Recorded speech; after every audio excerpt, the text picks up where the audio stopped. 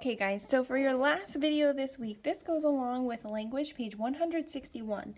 This is not a new concept, it is all review, but if you aren't careful in your work, then you're going to miss a lot of points.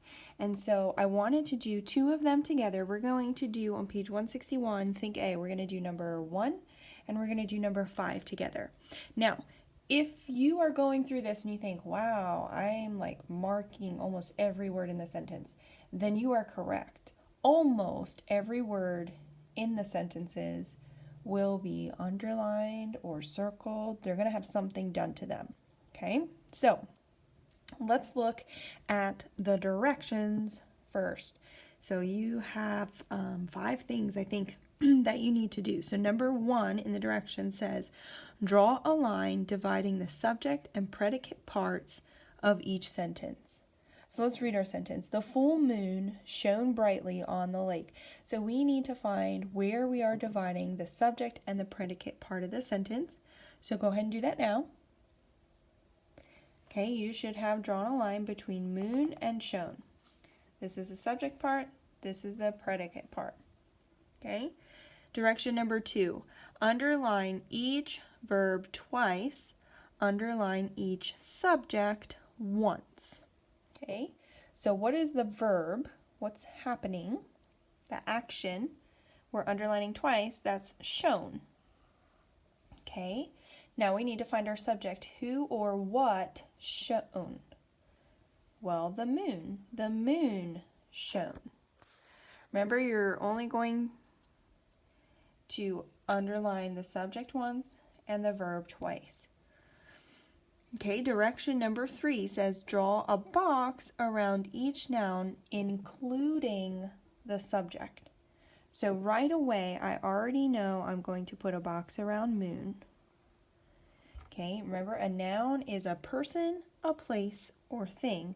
So in this sentence, there's only one other noun. See if you can find it and put your box around it. Okay, you should have put a box around lake. It's a place. Okay. Direction number 4 says circle each adjective and draw a small arrow from the adjective to the noun it describes. Remember, adjectives describe nouns. Okay, so we're going to look at our noun. Are there any words that are describing moon? Well, yes. Remember, the, and an are always adjectives. So that right away we know to circle the moon. Okay. Then we also need to circle full. What kind of moon? A full moon. Okay, now I need to go to my next noun. Are there any adjectives describing lake? Well, there's only one, just the. Which lake? The lake. So I circle and draw my arrow. So see what I'm saying? Almost all the words are marked, and we still have one more direction to go. Number 5 says circle each adverb and draw a small arrow from the adverb to the verb it describes. Remember, adverbs answer the questions how, when, or how often. Okay, so here's our verb. Are there any words that are answering those questions? How did it shine? When did it shine? How often did it shine? Well, brightly. And it said draw a circle? Yeah.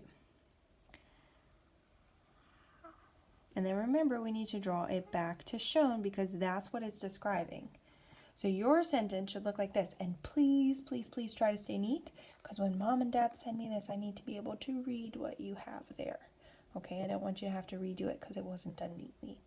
Okay, now we're skipping all the way down to sentence number 5, and we're going to do number 5 together, and then you're responsible to do 2, 3, and 4 on your own, and I'm looking this week to see who gets them completely correct, and you're going to get a treat the next time that mom and dad picks up your paper packet. So work really hard to get them right on the first time, and I'm trusting you to be honest if you get them right the first time. Okay, so let's look at sentence number 5. Now Chris can see the Big Dipper clearly. Okay, so first thing we need to do is separate our subject and our predicate parts of the sentence. And we need to split that between Chris and can see. Okay, next we need to underline our verb twice and our subject once. So can see, our verbs there, we have helping verb. And who or what can see? Chris can see. Okay, so now we want to go through and we need to put a box. Oh, I just found a mistake on mine. These should be capitalized here because this is a proper noun. Okay, sorry about that. Okay, so now we need to put a box around our nouns, including the subject. So right away, we're going to put our box around Chris. Okay, now you're looking for any other person, place, or thing. Okay, and then Big Dipper. That's our proper noun there. Okay, any others? Nope, that's the last one. Okay, now we need to look for adjectives. So words that are describing our noun. So we have Chris. Are there any adjectives for Chris? Which one? What kind? How many? Whose? No, there are no words that are describing Chris. So we have no adjectives here. Are there any adjectives describing the Big Dipper? Which one? What kind? How many? Whose? Yes. Which Big Dipper? The Big Dipper. Remember, the, and an are always adjectives. Okay, now we're going to look for our adverbs. Okay, so adverbs answer the questions how, when, or how often. So are there any words that answer the question how, when, or how often? Okay, so the first one is now. When can he see? Now he can see. That goes back to can see. Just because that's before Chris doesn't mean it's an adjective. It's an adverb. It's describing the verb. Okay, then we also have clearly. How can he see? He can clearly see. Okay, so see, in this sentence, every word has something done to it.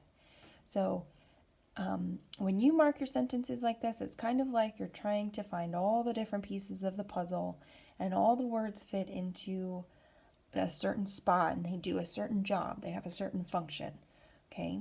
But as long as you keep those questions in your mind of what adjectives answer and what adverbs answer, then it's going to make it easier. Even if you want to take out a piece of paper and write your adjective questions on it and your adverb questions on it, that way you can help just to help your brain as you're thinking and you're going along on these pages. Okay, have a good evening, guys.